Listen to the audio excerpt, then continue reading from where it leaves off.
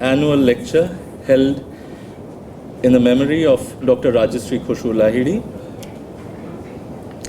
Dr. Khushu Lahiri was an alumnus of IIT Kanpur. She came here as a PhD student in the 1980s and produced her thesis on the representation of polygamous male in the works of 3 American women novelists. And she was working under the supervision of Dr. R.K. Gupta here.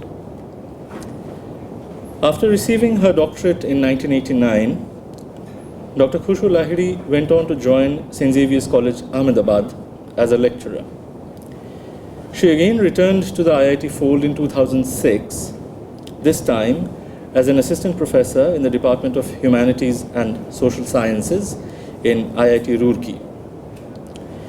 In 2011, she moved to IIT Ropar, where she headed the Humanities and Social Sciences Department. Her untimely demise in 2014 cut short an academic career that was characterized by a wide array of research interests. Thus, if one looks at her publication records, one finds papers on texts concerned with the colonial impact, on cinema and cinematic adaptations, on gastronomic literature, on drama. However, her most sustained research interest was in the field of gender studies. It is therefore fitting that the inaugural talk of this lecture series would be delivered by Mrs. Ritu Menon, one of the pioneering figures in the area of publishing women's text in India. The best way to introduce a familiar name like Miss Menon is perhaps to take a bit of help from her own writings. Born in a family in India which was displaced during partition, Mrs. Menon speaks of growing up in a new-formed nation-state where, and I quote, everything that happened pre-1947 was safely between the covers of our history books.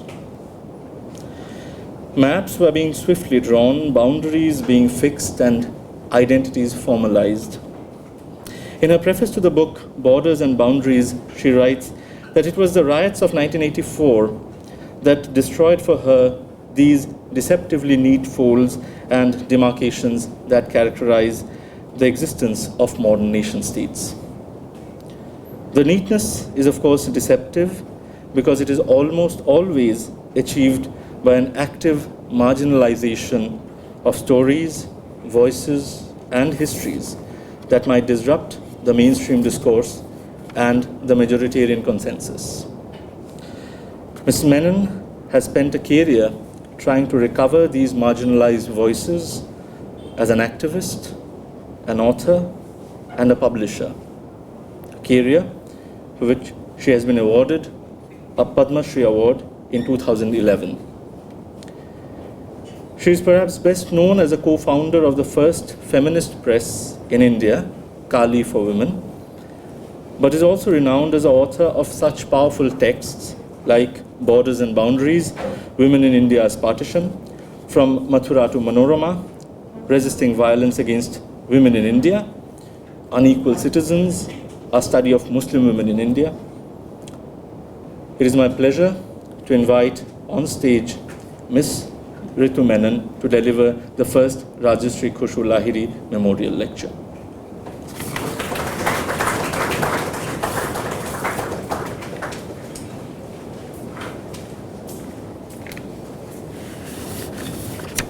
Thank you, Shayan.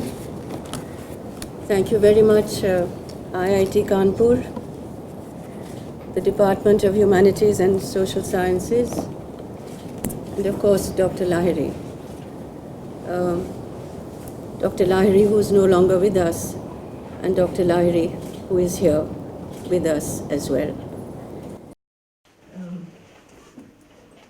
I've never been asked to do a first memorial lecture in my life. So it's an honor and a privilege. And I'm extremely happy to be here today and to be speaking in memory of someone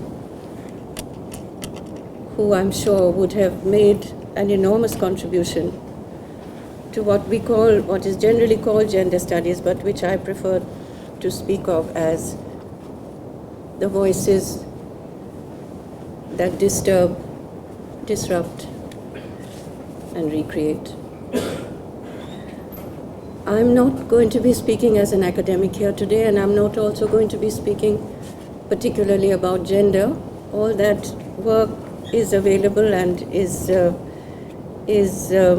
easily accessible. And also, I didn't really want to repeat myself by speaking about things that I've already written of.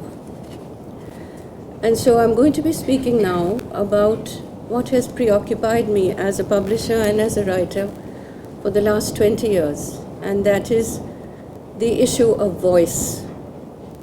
Whose voice? Who is allowed to speak? Who is silenced? And why the importance of voice is something that is increasingly under threat now. And hence, the importance of the dissenting voice. It emerges, what I'm going to say emerges from the work that I've been doing for 20 years on censorship, especially what we call non-formal censorship, that is to say, censorship that does not proceed from the state, but which is in a sense laissez-faire censorship, because it is the censorship of the street. That work has emerged out of work with women writing in the major languages of the country. I'm not going to go into that, but what I'm speaking now is an outcome of all of those engagements, shall we say, as writer, as publisher, and as somebody who has been working with writers for a very long time. And so I'll begin what I have to say with a quote from a writer whom I regard very highly, Nayanthara Sehgal, whom some of you may know has been in the news recently. And she says, "When artistic freedom is forbidden, the compulsions of life and literature become the same." As we are in an educational institution with a very old history of inquiry and the pursuit of knowledge, I'd like to highlight a few significant aspects of both inquiry and the pursuit of knowledge and relate them to my talk today. The three aspects, or rather the three desirables, in my view are debate, dissent, and critical reasoning. I'd like, moreover, to relate these to what will form the main substance of my presentation, the question of voice, as I indicated earlier, through which debate, dissent, and critical reasoning find their articulation. And so I will speak about the silent voice, the dissenting voice, and the disobedient voice. I take as my premise the fact that we are social beings, that as a people and a society we believe that we are interdependent, by which I mean that we acknowledge that there is a social contract which not only operates between an individual and society, but which becomes the source of authority for governance. I also take as given that in addition to leading our lives as private individuals in the domestic sphere and engaging in our workaday lives with a community of colleagues and fellow professionals in the professional sphere, we are also active in the public domain, an arena in which we participate, interact, and contribute variously as spectators, as interlocutors, and as socially responsible citizens. We may enact these several roles discreetly or simultaneously. They may on occasion overlap. They may even occasionally conflict with each other. But together they constitute what we think and make of ourselves as complete social beings. So to illustrate, I am simultaneously wife and mother, daughter and friend, publisher and writer, activist and advocate, interlocutor and mediator, employer and manager, and so on. And each of these selves is in a dynamic relationship with the others and with society and family. In other words, each influences and is influenced by these relationships, which are both private and public. Let me turn now to the three aspects or issues that I mentioned at the beginning, and namely debate, dissent, and critical reasoning, and why they are important not only in the interests of inquiry and the pursuit of knowledge, but in public life and in the life of the nation. We are all familiar with the figure of the argumentative Indian, famously categorized as such by Amartya Sen. You encounter this Indian on the street, in the television studio, the classroom, at home, in parliament, in the law courts, obviously, and so on. This is the level of the everyday or the trivial. We are also familiar with this figure in academia, where the value of a well-argued proposition or hypothesis is recognized as being essential to both theory and practice. But as the writer Bhikkhu Parekh reminds us, there is an equally valuable tradition that we have inherited, and this is the tradition of public debate, a practice that seems to have fallen out of favor, or at least to have receded somewhat in present times. These public debates, Parekh says, were a public spectacle where two or more individuals debated issues in front of thousands of people. He gives the example of the debate between Christian missionaries and Hindu pundits in the early 20th century, a debate that was chaired by the Maharaja of Banaras. This debate continued for 3 weeks, with the Maharaja asking the Christian missionary to fire the first question. It would be rare for such a public debate to take place today, I think. Pathak goes on to say that Gandhi in his time was at the center of no less than 6 debates.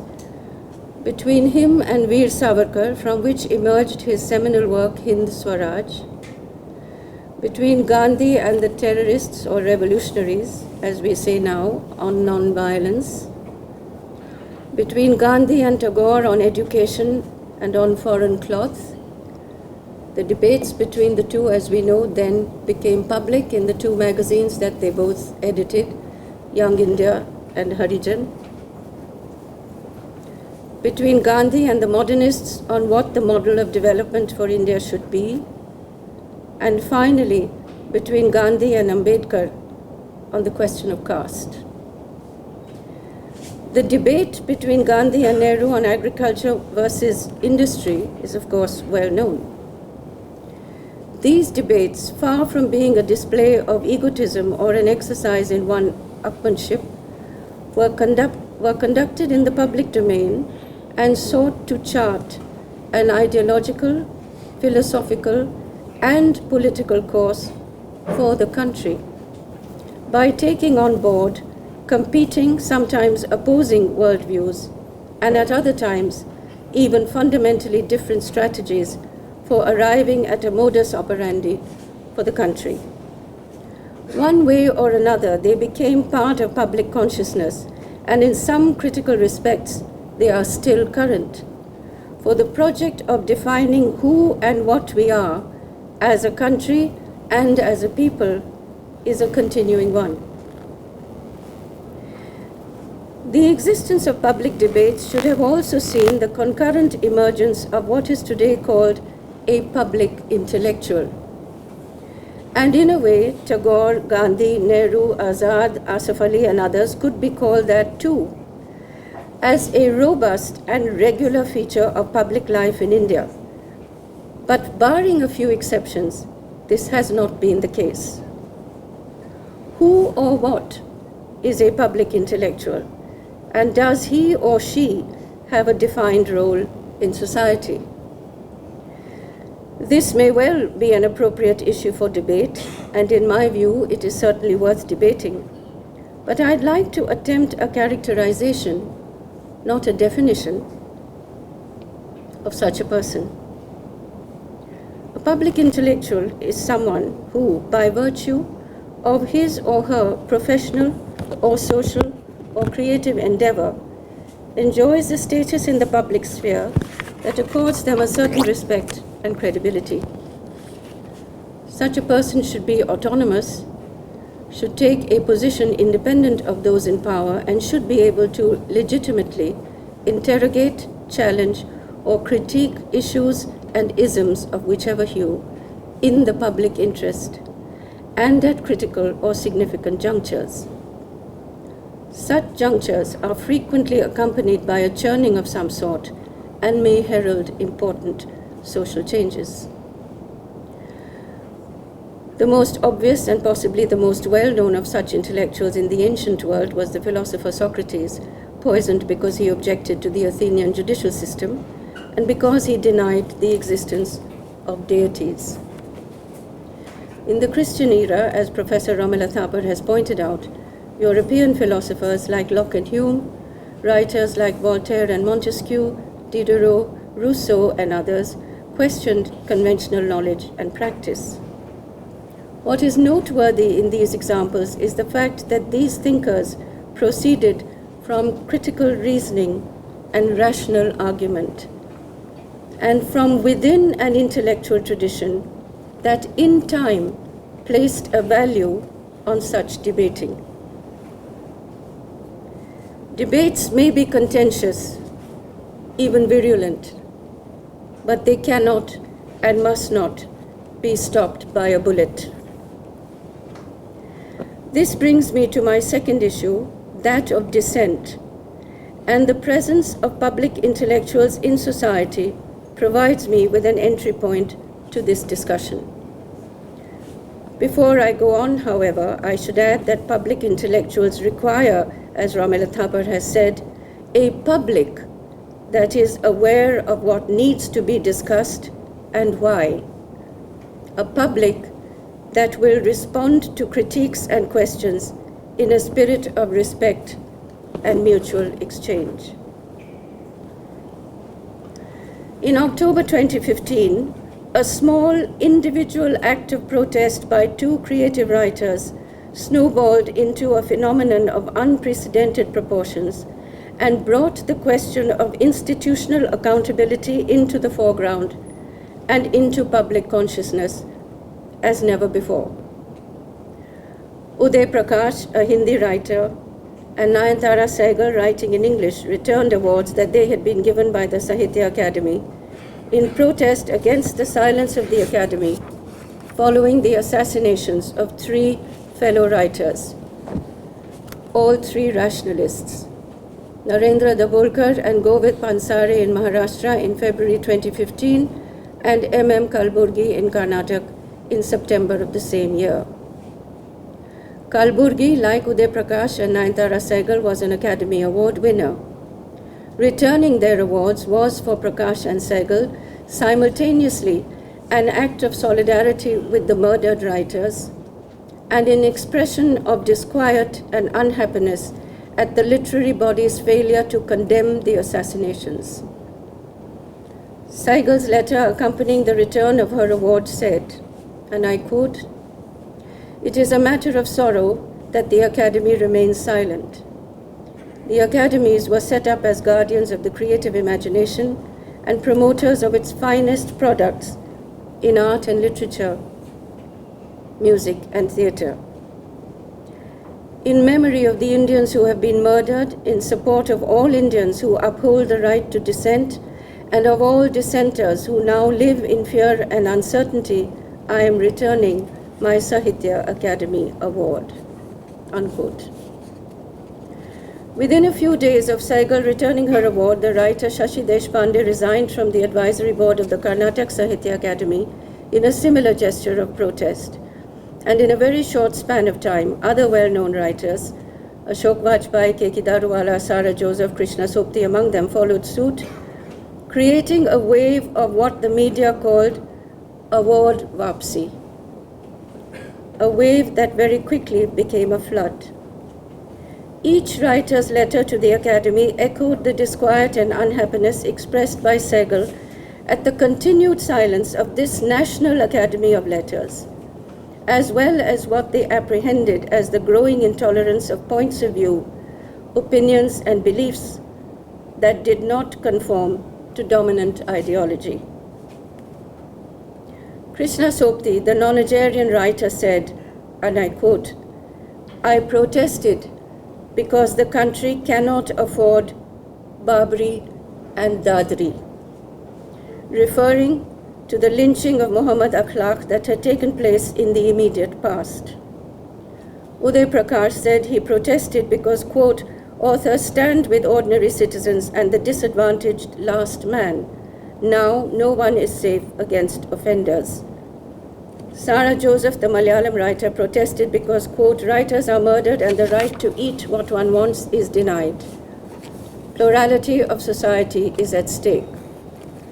Ghulam Nabi Khayal, the Kashmiri writer, said he protested because returning the award is the only way to express my resentment.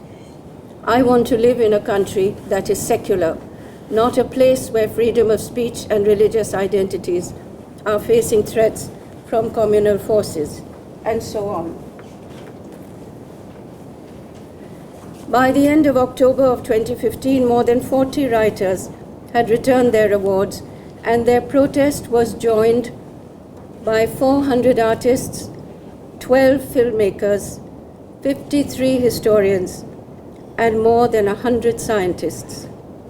Resolutions in support of the writers came from all quarters, including the International PEN, which noted the vitiated environment in which books were no longer burned and writers no longer censored. They were simply killed for what they wrote. The world had never seen anything like this spontaneous, collective protest ever before. Narendra Dabholkar, Govind Pansari, and M.M. Kalburgi were rationalists who wrote and spoke on faith and superstition, on a scientific temper, on ethics and religion, on literature and society. The 100 scientists who joined the writers, artists, and filmmakers in their protest responded to what they saw as an alarming erosion of rationality and the threat that this posed to any scientific inquiry.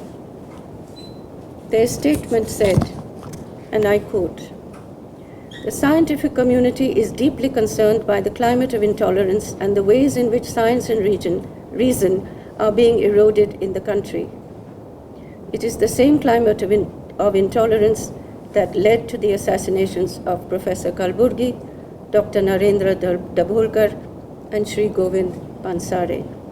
All three fought against superstition and obscurantism to build a scientific temper in our society." Unquote. Scientists who signed the statement included 5 recipients of Padma Awards and heads of science research institutions: the Indian Institute of Sciences, the Harish Chandra Research Institute, the Atomic Energy Regulatory Board, the Center for Cellular and Molecular Biology, the Institute of Life Sciences, National Institute of Immunology, Tata Institute of Fundamental Research, and so on and so on. Dr. Pushpa Bhargav, former Vice Chairman of the National Knowledge Commission, returned his Padma Bhushan, saying, "In any rational and reasonable society, as in a democracy, dissent is accepted as a norm and reasoned dissent is encouraged. However, in India at present, the space for reasoned dissent is shrinking day by day." In an extraordinary and unequivocal declaration, the scientists acknowledged that they had been influenced by the writers. I don't think this has ever happened in this country before. No scientist has ever acknowledged being influenced by a writer, not post-independence anyway. Their statement said, quote, "The writers have shown the way. We scientists now join our voices to theirs to assert that people will not accept such attacks on reason, science, and our plural culture. We reject the destructive, narrow view of India that seeks to dictate what people will wear, think, eat, and who they will love. Never before in the history of independent India had there been a concerted action like this by the scientific community, or a spontaneous convergence of resistance by a very large number of people whom we might legitimately call public intellectuals acting in the public interest. How do we read this powerful voicing of dissent? What meaning can we assign to it that is not fleeting or purely topical? What implications does it have for such protest in the long term? There is, of course, nothing new about individual acts of resistance that are intended to shame those in power into recognizing and acknowledging the importance of what is being resisted. Fasts unto death, hunger strikes, even immolations are a fairly common last resort in India. We have only to recall Irom Sharmila's decade-long fast protesting the imposition of AFSPA in Manipur to know its continuing occurrence. Or more recently, Anna Hazare's anti-corruption fast, which, unlike poor Irom's, obtained the desired result. The writers' protest was nowhere near as extreme, and it was certainly not life-threatening, but it was a game changer in other respects. Let me try and elaborate. Before the assassinations of Dabholkar, Pansare, and Kalburgi, the Tamil writer Perumal Murugan put out a statement announcing his death as a writer. This was in January 2015, a year ago, and followed his self-exile from his village, where he had been vilified and hounded, and his safety threatened by a bunch of people who objected to his novel, One Part Woman. Murugan feared for his and his family's lives and has been in hiding somewhere in Tamil Nadu ever since then. In an attempt to secure his own safety, he instructed his Tamil publisher to destroy all copies of his book, to recall whatever might still be in circulation, and informed him and the general public that he would never write another word again. There is a strong suspicion that the guilty in all 4 instances belong to extremist organizations, possibly with political patronage, a suspicion that is strengthened by the fact that no one has yet been arrested for either the assassinations of Dabholkar, Pansare, and Kalburgi, or the attacks on Perumal Murugan.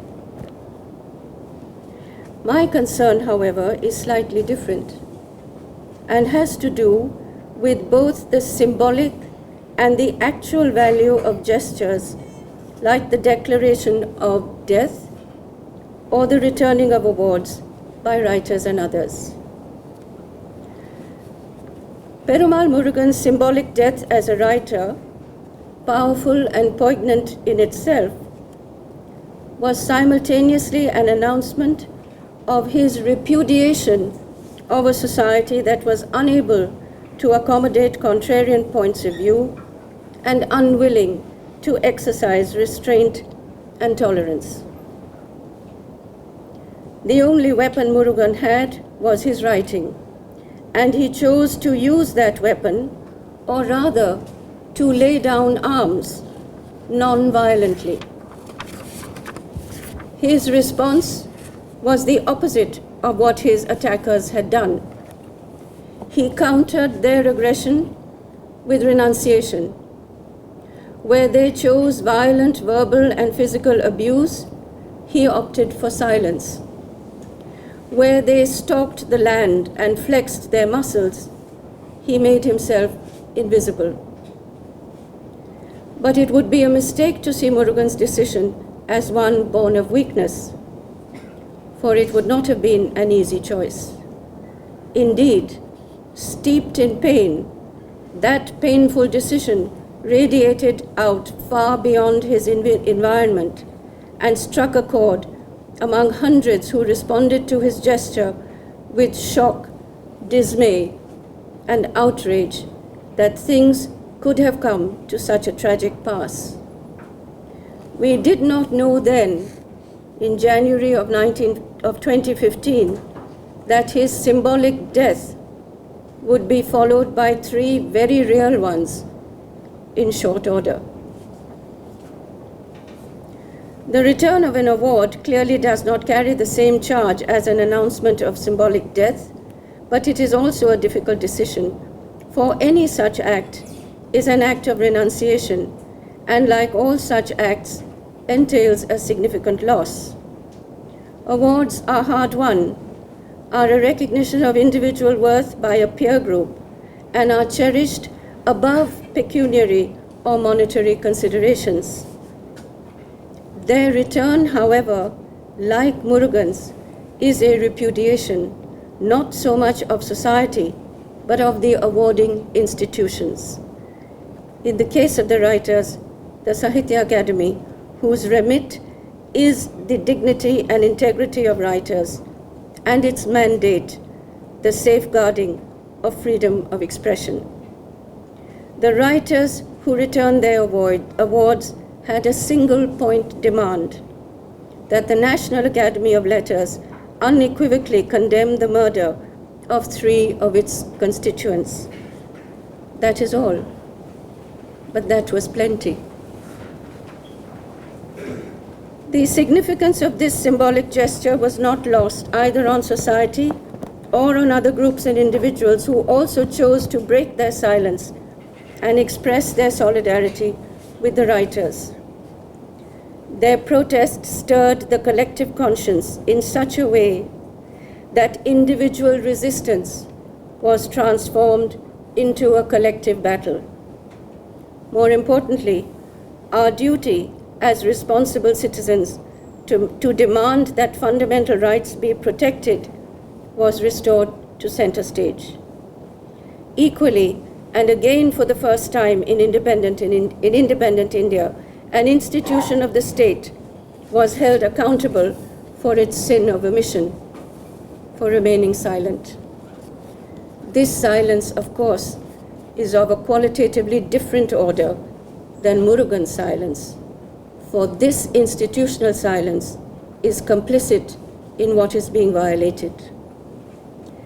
As the sociologist Shiv Vishwanathan commented, quote, "The writers were not merely returning an award, they were fighting the crime of silence with dignity." Those who returned their awards did so on behalf of society, and by so doing, reminded the Academy of the fact that A, it is an autonomous body, answerable to no government or political party, and B, that its duty is to provide a forum and a safe space for the dissenting voice. As such, this moment of interrogation by writers and artists constituted a turning point of sorts.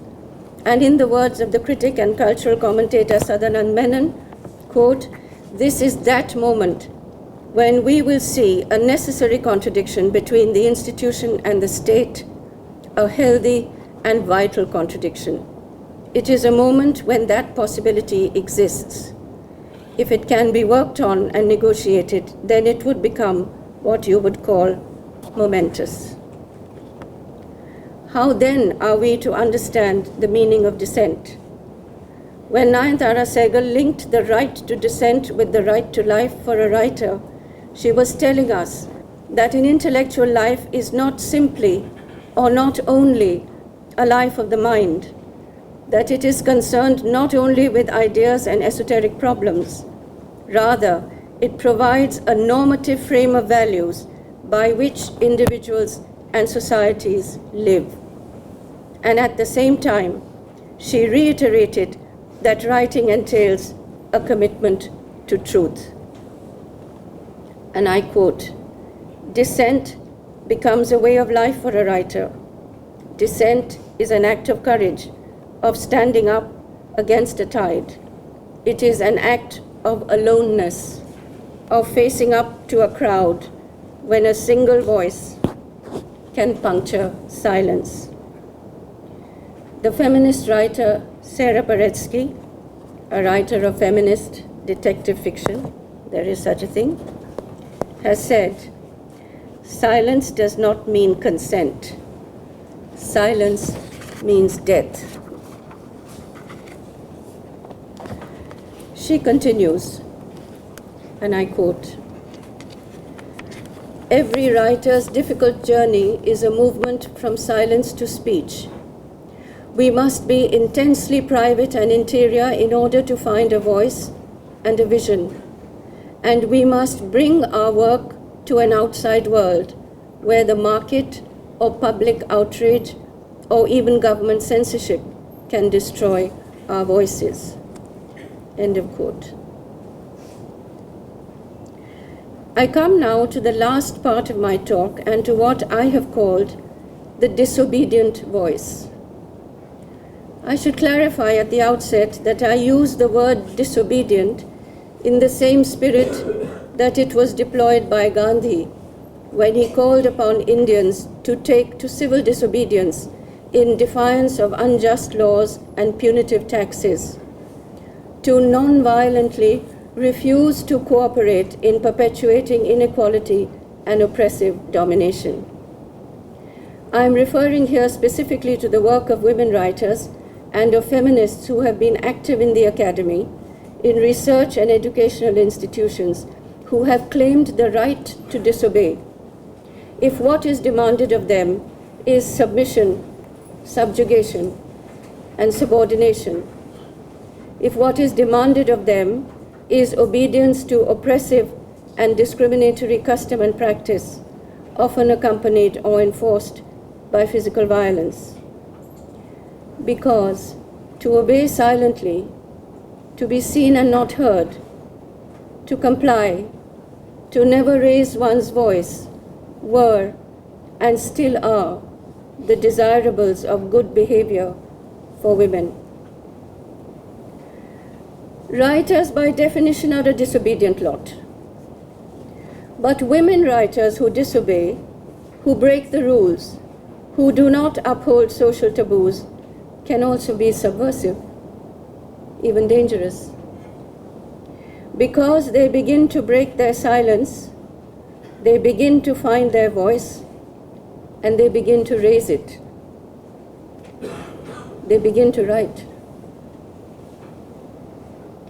As writers, we live by words. Words are our currency. And like currency, the more they circulate, the greater is their value. The more they challenge, the greater is their subversive potential. The more they subvert, the greater their danger. And women who have a way with words know that in patriarchal cultures, writing is a subversive activity. So we are censored. The power of the word is neutralized by the guarded tongue, guarded by families and communities, muzzled by convention, silenced by the state or religion, ignored by the market and literary establishments, censored by ourselves. But we persevere. The Pakistani writer Faryal Ali Gohar says, quote, "I only write from a place of siege, from an undefined sense of loss. This is not the same as a sense of deprivation. The only thing I can do is relieve my heart by writing," unquote. The Dalit writer Bama says, "Writing is not a hobby for me.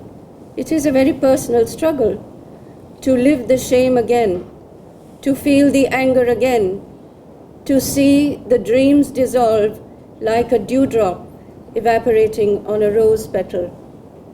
I must tell you that for me, writing in a situation of social exclusion is to experience it as breaking the unbroken and forced silence of the victim, and allowing the militant in the victim to speak. Mamang Dai from Arunachal Pradesh, who has lived with insurgency in the northeast for close to a quarter century, speaks of being crushed into silence by state repression on the one hand and by the death threats of militants on the other. She writes, she says, in order not to suffocate to death. And this is her poem. I am the woman lost in translation who survives with happiness to carry on.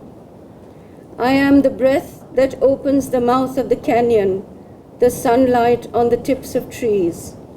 There, where the narrow gorge hastens the wind, I am the place where memory escapes the myth of time. I am the sleep in the mind of the mountain. Unquote. Mamang Dai's writing is an act of resistance, just as Bama's is an act of disobedience, and Feryal's an act of survival. Yet each of them, like very many others like them, also sees her writing as a political act because she is taking on social norms and mores and breaking the taboo on what women are allowed to write about. They are writing about war, about violence, about sexuality, about caste, about religion, and about refusing to remain silent. When women name the oppressor in their writing, they are engaging in the ultimate act of disobedience. They are saying that they will no longer be complicit in that oppression. When, through their individual voices, they speak of a common, even a collective experience of discrimination, they expose systemic and structural relations of power between women and men, between state and citizen, between ruler and ruled. To disobey by oneself as only an individual is to risk being disciplined or punished. To disobey collectively is to begin a movement. The women's movement, born of the fire of consciousness, of a kind of disobedience, you might say, is unique in the world for having no leader, no ideologue, no hierarchy of power or authority. It has no formal structures, no party line, no high priestesses. Some would say it has no pedigree. We don't mind. It is polyphonic. It speaks in many voices. It uses many tongues. It took as its starting point the fact that women make up half the world, and as such, their experiences, their labor, their productive and reproductive value, and their contribution to social, economic, and political life had to be taken into account. Feminist writers and academics realized that in order for this accounting to happen, they would have to go about setting the record straight, for which they would need to devise new tools of analysis, forge new concepts, arrive at theory via empirical work that challenges received wisdom, that upsets conventional disciplinary requirements, that departs from accepted methodology. They would have to disobey the rules, at least some of them, for most of the time. In short, they would have to begin rewriting history, rewriting economics, sociology, political science, law, literature, autobiography, and memoir. Every field of inquiry and an arena of expression from the perspective of their experience and analysis, from the perspective of the margins, of the marginal. The reality of one half of human experience would be brought into light, be made visible, given a voice.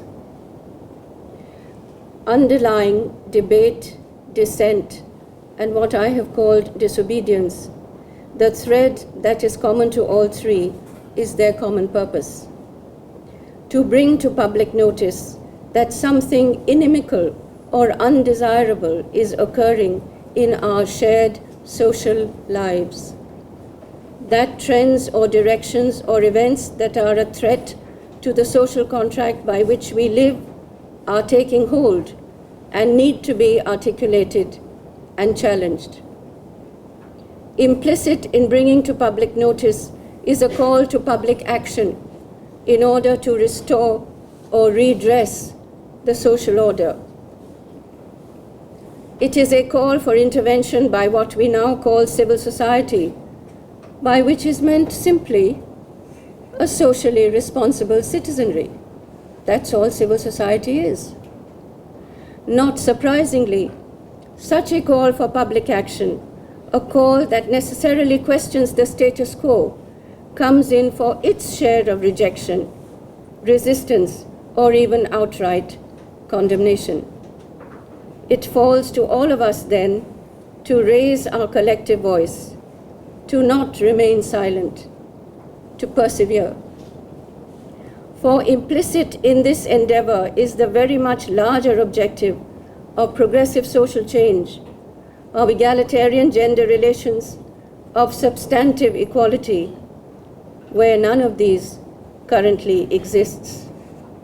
Equally, none of them can be achieved in isolation or without the cooperation of all participants. My point is simply this: in order for enduring change to take place, we move from silence and complicity to disobedience and non-cooperation, in order to arrive at a place where voluntary cooperation becomes desirable and where dissent is acknowledged as an essential condition of change. Thank you.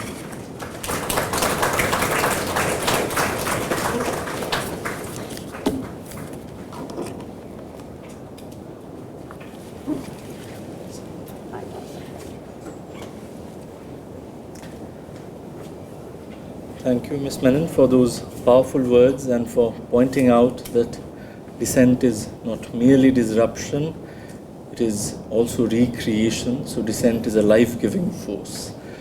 Now I would invite Professor Suchitra Mathur to deliver the vote of thanks.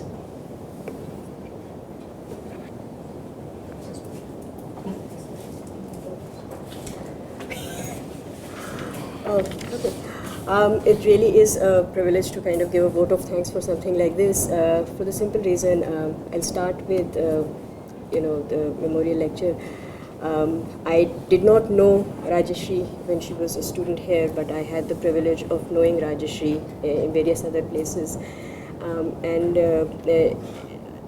When I think of her, I mean, she comes out as this enormously alive, lively person. So not just as a, so there's the person, then there's the academic. Shayan has told us about her academic accomplishments. So you've got this enormously wonderful, rounded sort of person, and her loss has been tragic at every level, personally, academically. Life cut short when so much more potential, so much more was to be given.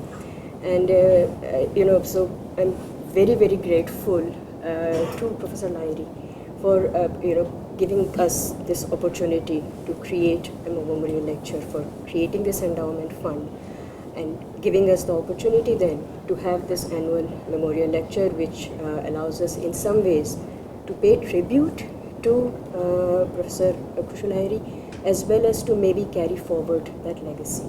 So that. And of course, we are very, very privileged that the first in that series was Ms. Menon.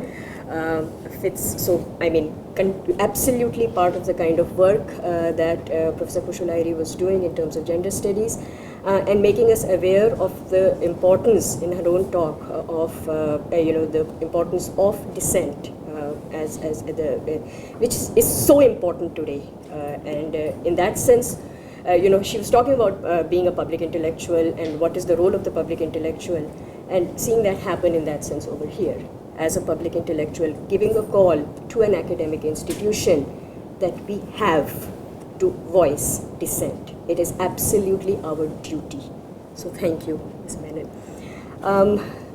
We have a whole lot of people. You can't organize a lecture like this without a lot of help from a lot of people.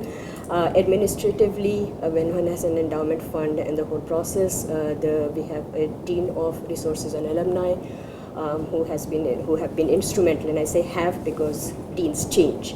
So when the endowment fund was being created, we had Professor Prabhat Munshi, and he really helped us create the endowment fund.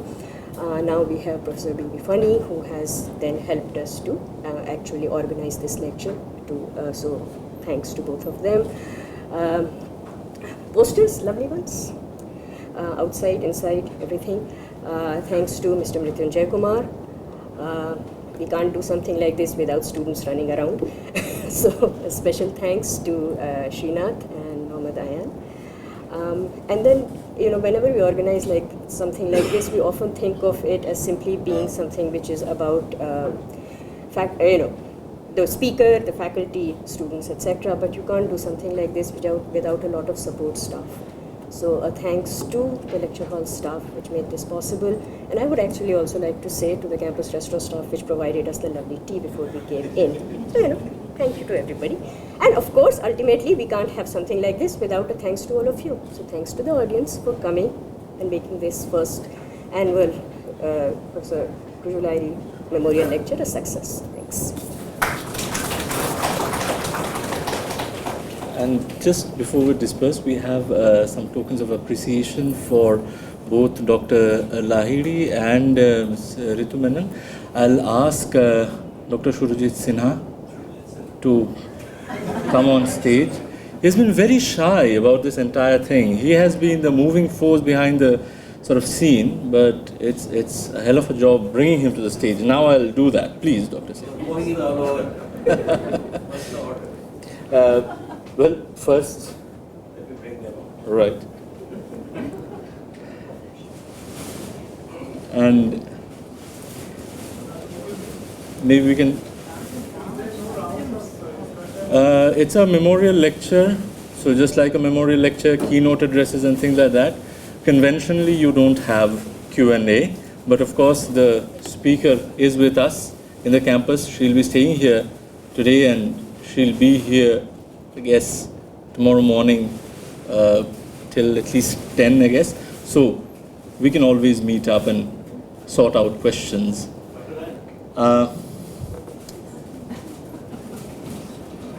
See what I meant? So first let me invite Ms. Ritu Menon, if you please.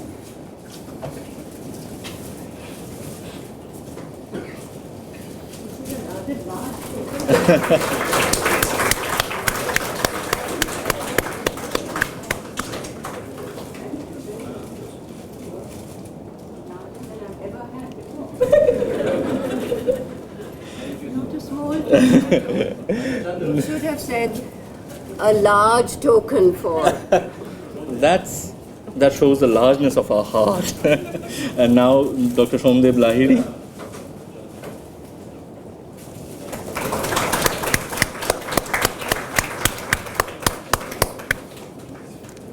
Thank you all for attending. Oh. I think there's a small correction that I need to make.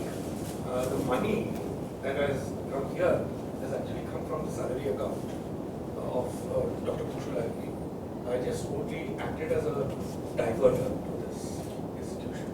So I think the entire thanks goes to her.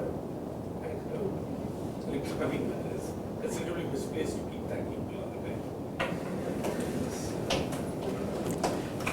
Thank you everyone.